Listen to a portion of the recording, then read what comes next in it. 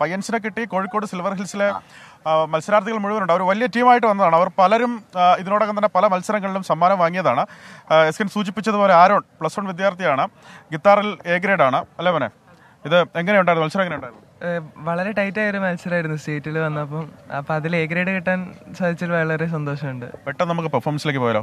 എസ്കാൻ, ഇത് കഴിഞ്ഞിട്ട് നമുക്ക് ദീപ്തയുണ്ട്. ദീപ്ത വയലിൻ ഗ്രേഡ് നേടിയ കുട്ടിയാണ്. ദീപ്ത 9ാം ക്ലാസ് വിദ്യാർത്ഥിനിയാണ്. എന്താണെങ്കിലും ആരോണ്ട് പെർഫോമൻസ് ആദ്യം ഒന്ന് കേൾക്കാം.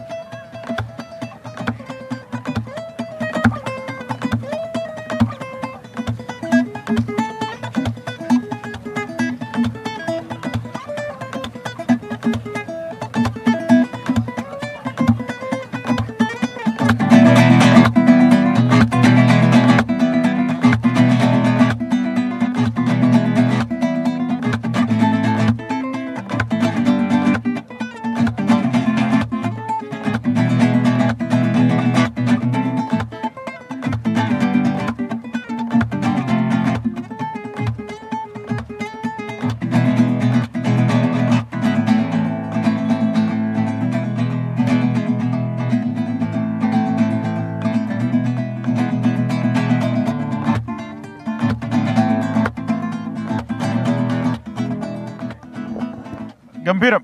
വെറുതെ സമ്മാനം കിട്ടിയതല്ല സ്കാൻ. അത് നല്ല ബുദ്ധിമുട്ടി തന്നെയാണ് അത് വായിക്കുന്നത്. മനോഹരമായിരുന്നു. എന്നാണെങ്കിലും ദീപ്ത 9ാം ക്ലാസ് വിദ്യാർത്ഥിനി അല്ലേ? എങ്ങനെയുണ്ടായിരുന്നു മത്സരം? എങ്ങനെയുണ്ടായിരുന്നു? എന്താ ഗ്രേഡ്? എന്താ? A grade. അവൾക്ക് A ഗ്രേഡ് ഉണ്ട്. സ്കാൻ മിടുക്കിയാണ്. ഒന്ന് ജസ്റ്റ് പെട്ടെന്നൊന്ന് പെർഫോമൻസിലേക്ക് പോകും.